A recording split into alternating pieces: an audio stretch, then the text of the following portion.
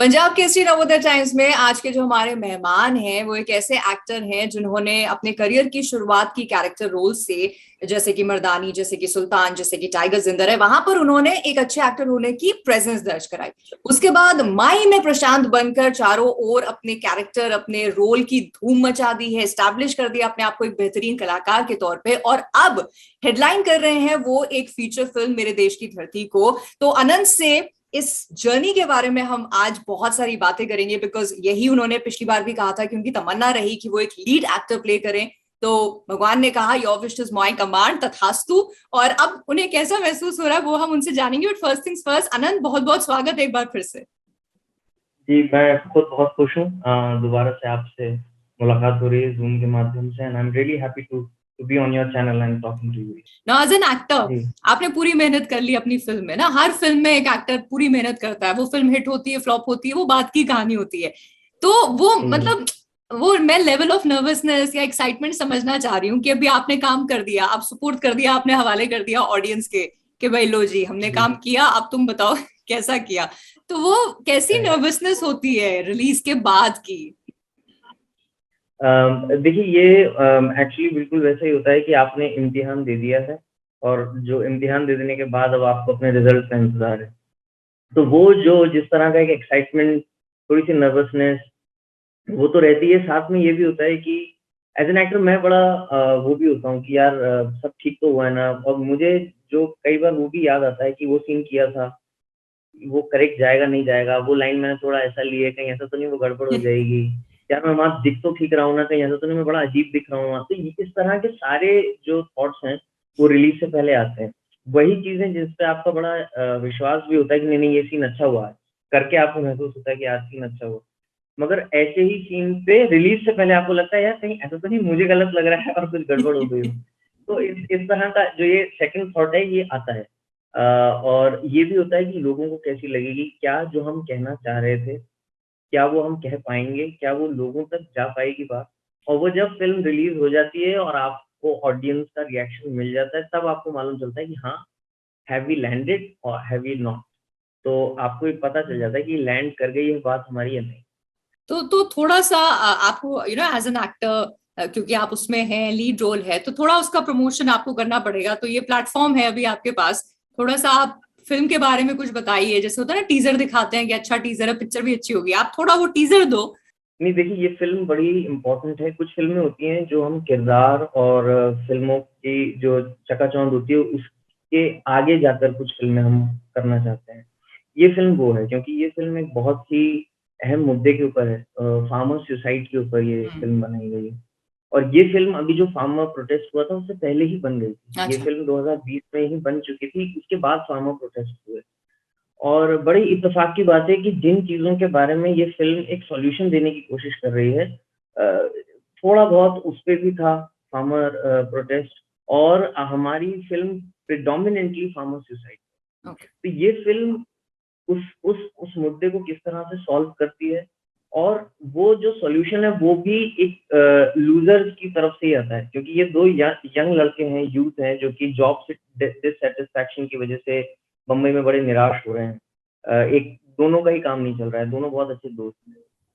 किस तरह से ये एक बचकाना फैसला ले लेते हैं कि यार लेट्स एंड आवर लाइफ। और जो कि आजकल स्कूल्स में, कॉलेजेस में यूथ के साथ ये बहुत बड़ी समस्या है। करेक्ट। उनके रिजल्ट्स ठीक नहीं आते, या उनकी जॉब ठीक नहीं लगती, या आपको सोशल मीडिया पे आपके दोस्त कुछ कह देते हैं, या आपकी गर्लफ्रेंड आपको छोड़ के चली जाती है, या ब्रेकअप हो जाता है, and people decide this this this very stupid, very foolish, very childish decision of taking their life. And ये दोनों लड़के भी ऐसा ही कुछ एक फैसला करते हैं, लेकिन इनको ऐसा लगता है कि यहाँ गड़बड़ हो जाएगी, थोड़ा दूर जाकर करते हैं। एंड उस सिलसिले में कैसे they end up in a village, and when they go to that village they actually witness a real farmer suicide. The moment they see it, जैसे वो असली एक किसान की मतलब वो आत्महत्या देखते हैं, इनका पैराडाइम शिफ्ट होता है। इनको ये समझ में आता है कि हम अभी तक अपने जीवन में बड़े नाशुक्राने रहे हैं, और हम अपनी 15,000 13,000 की नौकरी से इतने नाखुश हो गए, और अपने जीवन की जो हमारी समस्याएं थी उसको हमको लगा कि पूरे संसार की सारी जो ग्रेविटी है वो हमारे ही कंधों पे आ गई। लेकिन यहाँ 5 रुपए की भी कीमत है, ₹10 की भी बहुत कीमत है। लोग अपना 5,000 10,000 का कर्जा नहीं उतार पा रहे हैं किसान, और उसकी वजह से आत्महत्या कर रहे हैं। तो कैसे ये दोनों एक पूरी जर्नी के बाद ये उनका ये पॉइंट आता है जिसपे वो कहते हैं कि हम अपनी इंजीनियरिंग स्किल्स इस गाँव में इन फार्मर्स के साथ लगाकर इनका यील्ड बढ़ाएँगे, इनकी उपज बढ़ाएँगे। और ये पूरी फ़िल्म फिर कैसे वो उन फार्मर्स की मदद करते हैं। इनको लग रहा है कि हम इनकी मदद कर रहे हैं, लेकिन कैसे वो गाँव और वो फार्मर्स इनके जो पर्सनल इनके जो बैटल्स थे, उनसे जीतने में इनकी मदद करते हैं। तो ये कैसे एक नेगेटिव दूसरे नेगेटिव से मिलके एक बहुत बड़ा-सा पॉज़िटिव बन जाता है। तो ये ओवरऑल इस फ़िल्म की कहानी है, जो कि और इस फ़िल्म को हमने बहुत कोशिश की है, फराज़ हैदर जो हमारे राइटर-डायरेक्टर हैं, हमने बहुत कोशिश ये करी कि क्योंकि इसका मुद्दा थोड़ा-सा गंभीर है, तो इसको बहुत डार्क या बहुत एकदम ऐसा हेवी फ़िल्म ना बनने दें। तो उसको बहुत एंटरटेनिंग वे में, बहुत एक अच्छे स्क्रीन प्ले में बाँध कर उसको कहा गया है, और मेनस्ट्रीम तरीके से कहा गया है इस कहानी को। तो ये आशा है कि इसको इसको देखें लोग, और मज़ा आएगा आपको ये फ़िल्म देख के, मैं इतना कह सकता हूँ। करेक्ट। ऑल्सो मुझे लगता है फिल्म में एक और चीज है जो की गई है। एक तो ऑफ कोर्स फार्मर सुसाइड जो बड़ा ही बर्निंग टॉपिक रहा है बहुत समय से।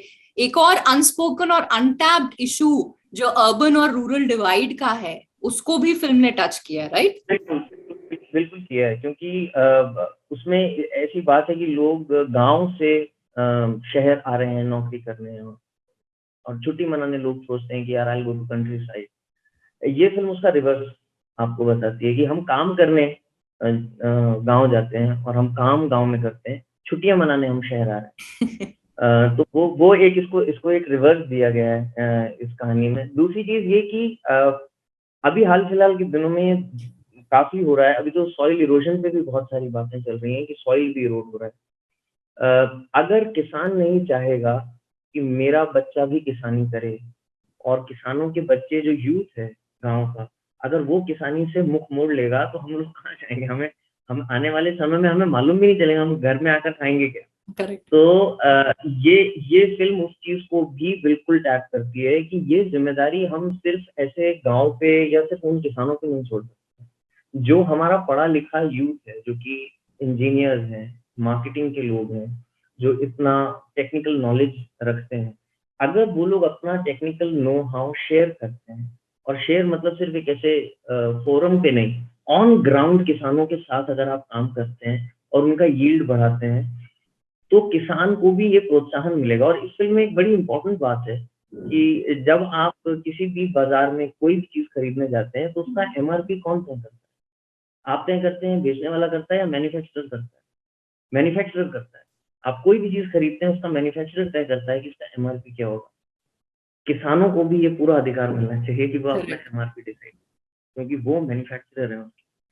तो ये फ़िल्म इन सारी चीज़ों को जिस तरह एक कहानी में घड़ती है, क्योंकि हम इस फ़िल्म में ये भी देखेंगे कि कैसे एक जवान किसान का जो मतलब जो जवान किसान है, वो कैसे गाँव छोड़ रहा है, और कैसे ये 2 जवान जो कि यहाँ बम्बई मुंबई जैसे शहर में काम करते हैं, ये कैसे गाँव जाते हैं। तो ये इस तरह का जो पूरा एक मतलब ट्रांसफ़ॉर्मेशन है, और इस तरह की जो पूरी जर्नी है, वो इस फ़िल्म में देखने को मिलेगी। करेक्ट। अच्छा, अब बात करते हैं आपके जर्नी की ना। जैसे मैंने कहा, और पिछली बार भी आपने कहा था कि मेरी हमेशा ये रहा है कि मुझे लीड रोल मिले, और वो भी अच्छे सब्सटैंशियल रोल्स मिले। तो ये पैरेलल लीड आपने की है, तो कैसा अनुभव रहा? ये बहुत अच्छा रहा, क्योंकि वही जो मैं शायद आपसे पहले भी कह रहा था कि कहानी का जो मेन कॉन्फ्लिक्ट है, उसके साथ आप जुड़े हुए होंगे। हाँ। और ये कहानी है ही इन 2 दोस्तों के बारे में, जिसके अंदर जो समीर का किरदार है, जो मैं कर रहा हूँ, उसका जो ग्राफ है वो बड़ा कमाल है, क्योंकि वो सब कुछ करेक्ट कर रहा है लाइफ। मतलब जो बाय द बुक आप करेक्ट कर सकते हैं, वो बाय द बुक हर वो चीज़ कर रहा है, उसके सारे बॉक्सेस टिक है। तो वो टाइम पे ऑफिस जा रहा है, वो सारा काम कर रहा है, वो ओवरटाइम भी कर रहा है, वो अपने कलीग्स का भी काम कर रहा है, वो सब कुछ कर रहा है, क्योंकि उसको वो एक प्रमोशन चाहिए, हाँ। जो कि वो डिज़र्व करता है। पूरा ऑफिस जानता है कि ये डिज़र्व करता है। लेकिन साथ ही में एक उसकी महिला मित्र भी हैं, जिनको हम गर्लफ्रेंड कहते हैं, वो भी हैं। तो वो गर्लफ्रेंड के पिताजी से भी मिलना चाह रहा है कि भई मैं इनका हाथ माँगता हूँ, बट वो ये है कि जैसे ही प्रमोशन मिल जाएगा, सब हो जाएगा। तो उसको लग रहा है कि अब मैं बिल्कुल शादी भी कर लूँगा सही टाइम पे, प्रमोशन भी सही टाइम पे हो जाएगा, वो मंदिर भी बिल्कुल बराबर जाता है, वो गुरुजी से मिलके अंगूठियाँ भी लेता है, वो अपनी जन्म पत्री भी दिखाता है, वो सब कर रहा है। लेकिन कैसे इन सारी जो हमारे नॉर्म्स हैं, जो हमारे करेक्ट बॉक्सेस हैं, उन सबको टिक करने के बावजूद nothing ticks for Sameer.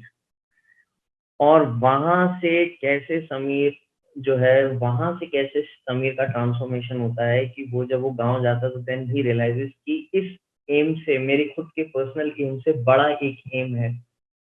And the moment he identifies with that bigger aim, इसका काम भी बड़ा हो जाता है, इसकी लाइफ की सारी समस्याएं भी खत्म हो जाती हैं, और फिर इसको उन तावीज़ों की, उन अंगूठियों की और उनकी भी ज़रूरत नहीं पड़ती है, and he becomes self reliant. तो ये समीर के कैरेक्टर की कहानी थी, और जब ये समीर का कैरेक्टर मुझे फराज भाई ने सुनाया था, I was thrilled, I was very happy, क्योंकि ऐसा रोल मिलना बड़ा, मतलब मुझे तो बहुत ही खुशी हुई थी, बिकॉज़ ये वाक़ई में पूरी जर्नी थी, एक बिल्कुल अर्बन माइंडसेट से कैसे आप रूट्स तक जाते हैं, हाँ। और वो सारे टिक बॉक्सेस जो होने चाहिए, और फिर जब गाँव जाते हैं तो ये सारे वो काम करते हैं जो कि आदमी कहता है ये करोगे तो फेल हो जाओगे, ये करोगे तो फेल हो जाओगे। फिर वो सारे आप काम करते हैं और आप सक्सेसफुल हो जाते हैं। तो this was brilliant for me to be a part of. Correct. अच्छा, ऑल्सो जैसे ये फिल्म में आपने कहा कि वो बॉम्बे छोड़कर गांव जाते हैं और फिर उनकी लाइफ बदल जाती है। देवेंदु, और आप जब कॉलेज में थे तो आपने डिसाइड किया था कि हम ये अपना शहर छोड़ के बॉम्बे जाएंगे, और दोनों बॉम्बे पहुंचे, रिस्पेक्टिव जर्नीज आपकी माशाल्लाह अच्छी रही। ये फिल्म में आपने साथ में काम किया है, तो कैसी कैमराडरी थी? मतलब ऐसी लगा कि कॉलेज का कोई प्ले कर रहे हैं? जी, बिल्कुल, क्योंकि ये मतलब अभी ये किसी एक फैंटेसी से या किसी एक बड़ी कहानियों जैसी कहानी है ये, कि 2 दोस्त कॉलेज की सीढ़ियों पे बैठे हैं, और उस वक़्त तो वो भी होता था कि वो चाहे वो ₹10 की कोई सॉफ्ट ड्रिंक हो या ₹5 का ब्रेड ऑमलेट हो, आप उस पे भी कहते हो याद आधा मेरा और याद आधा तेरा। वहाँ से शुरुआत आप करते हैं, और उन सीढ़ियों पे बैठ के हमारी बात हुई थी, क्योंकि हम नाटक साथ करते थे।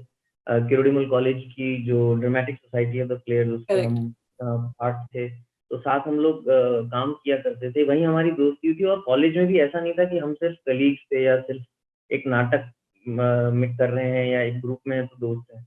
हम कॉलेज में भी बेस्ट ऑफ फ्रेंड्स थे, मतलब हमारे नाम की अभी भी अगर आप जाएँगे और किसी से पूछेंगे तो लोग कसमें खाते हैं हमारी हमारी काम की या हमारी दोस्ती की। तो वहाँ पर बैठ के हमने एक बार, वाक़ई में एक मोमेंट था, शाम का वक़्त था और देवेंदु और मेरी बात हुई थी, यार नहीं यार, मुंबई जाएँगे यार, और वहाँ जाकर फ़िल्में करनी है यार, और ये करना है। एंड ये जो हुआ ये बिल्कुल कोई प्लान नहीं था, बिकॉज़ जब फराज़ भाई मेरे पास आए, वो कहानी सुना रहे थे मुझे, और मैंने पूछा अच्छा ये अजय के रोल के लिए आप किसको सोच रहे हैं? तो उन्होंने बोला दिव्येंदु से मेरी बात हुई है। तो मैं मुस्कुरा रहा था, उनको समझ नहीं आ रहा था कि मैं क्यों हँस रहा हूँ। फिर जब पूरा नरेशन कंप्लीट हो गया और मुझे अच्छा लगा और मैंने कहा जी मैं भी करना चाहूँगा। तो फिर वो पूछ रहे थे कि इतना क्यों, इतनी क्या बातें खिल रही हैं तुम्हारी? क्योंकि मतलब कहानी अच्छी लगी वो तो मुझे समझ में आ रहा है, लेकिन तुम इतने क्यों खुश हो? मैंने उन्हीं के सामने से फ़ोन लगाया दिव्येंदु को, और मैंने कहा भई ये जो आपके डायरेक्टर साहब हैं जिनके साथ आप अगली फ़िल्म करने जा रहे हैं, वो मेरे सामने ही बैठे हैं, और वो जो समीर का किरदार है वो वो मुझे ऑफ़र हुआ और मैंने हाँ कह दिया।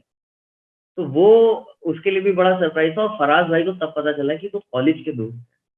और क्योंकि हम दोनों एक-दूसरे के साथ इतने इतना अच्छा काम किया हुआ है और इतने साथ हम लोग बराबर कॉन्टैक्ट में बने रहे, तो कई ऐसे सीन्स हैं इस फ़िल्म के अंदर जो कि जब आप पढ़ते हैं स्क्रिप्ट में तो आपको लगता है कि ये सीन ना थोड़ा वक़्त ले लेगा आज। हाँ, मतलब हाँ। इस सीन में थोड़ा-सा आज टाइम लगेगा, या ये थोड़ा-सा ड्रामेटिक सीन है, ये थोड़ा-सा हेवी सीन है, इसमें हो सकता है थोड़े टेक्स ज़्यादा लगें।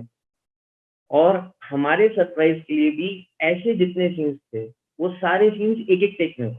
मतलब सिंगल टेक, दिव्येंदु का एक्सेस लगा, दिव्येंदु ने कर दिया, मेरा एक्सेस लगा, मैंने किया, या जो हमारा कंबाइंड शॉट था, वो 1 या मैक्सिमम 2 टेक्स हुए हैं, और ऐसा लगा कि ये तो जल्दी खत्म हो गया सीन, मतलब ये सोचा नहीं था।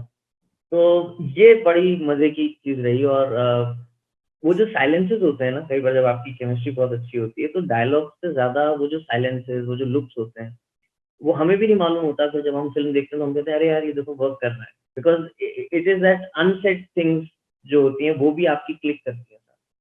तो मेरे लिए तो ये ब्लेसिंग थी, बिकॉज़ वैसे ही अगर आपका को-एक्टर अच्छा हो, तो आपका काम आसान हो जाता है, लेकिन उसपे अगर आपकी केमिस्ट्री ऑलरेडी डेवलप्ड हो किसी के साथ, तो समय बड़ा कम लगता है और आप तुरंत अच्छा काम करना शुरू कर देते हैं। Correct correct. अच्छा, तो अभी क्या मान के चले, अब शुरुआत हो चुकी है आपकी विश फुलफिलमेंट की, जहां पर लीड रोल्स आप कर रहे हैं, लीड रोल्स मिल रहे हैं? हाँ जी, ये मतलब अभी ये शुरुआत ही है, तो मैं क्रॉस फिंगर्स करके बैठा हूँ कि ये अच्छा चलता रहे, क्योंकि माइन का रिस्पांस बहुत अच्छा मिला, जितने लोगों ने देखी उसका रिस्पांस बहुत अच्छा है, परफॉर्मेंस इसकी बहुत तारीफ हो रही है। तो मेरी ऐसी उम्मीद है कि अब इसी तरह से यहाँ से अब +1 होता चला जाए, तो I be very glad, I be very happy. ठीक है, ऊपर वाला सुन रहा है, तो उन्होंने जिससे पहले तथास्तु कहा, आई एम श्योर अभी भी तथास्तु कहेंगे। और हम एज फैंस जो आपके काम पसंद करते आए हैं, चाहे वो आपने एक छोटा सा रोल ही क्यों ना किया हो या माई का रोल क्यों ना किया हो, हम तो यही चाहेंगे कि आपको ज्यादा से ज्यादा देखें। बट अनंत, जाते जाते अगेन, मेरे देश की धरती के लिए कोई मैसेज जो आप चाहें लोग देखें, क्यों देखें, कोई एक एक लाइन में अगर आप बताना चाहें, व्हाट इज द फिल्म जिसकी वजह से लोगों को देखना चाहिए?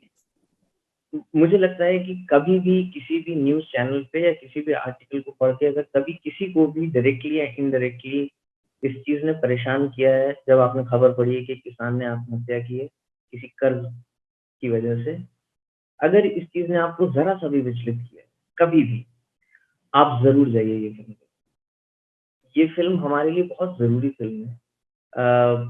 फ़िल्म में कैंसर का इलाज नहीं करती है, लेकिन फ़िल्म में कम से कम हमें एक दिशा दिखाती है। ये फ़िल्म एक दिशा ज़रूर दिखा रही है। ये फ़िल्म जितनी ज़रूरी है किसानों के लिए, उससे कहीं ज़्यादा ज़रूरी I think for urban centres है, कि हम लोग भी अपनी ज़िम्मेदारी समझें, ना सिर्फ़ ये बोलें कि ओह यार! How sad it is. I think we should just go a little further than just saying how sad it is. And if you can just put in that extra little effort ना, सिर्फ करके या एक share करके, tweet करके ना, सिर्फ एक थोड़ा सा एक एक्शन ले लें, एक स्टेप ले लें, तो it will be a great thing for our country as a whole.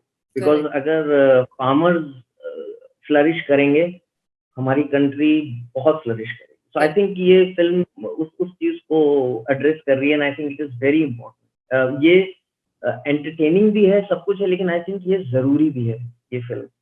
इसीलिए ये फिल्म करके it's a film I will be very proud of always because of the subject.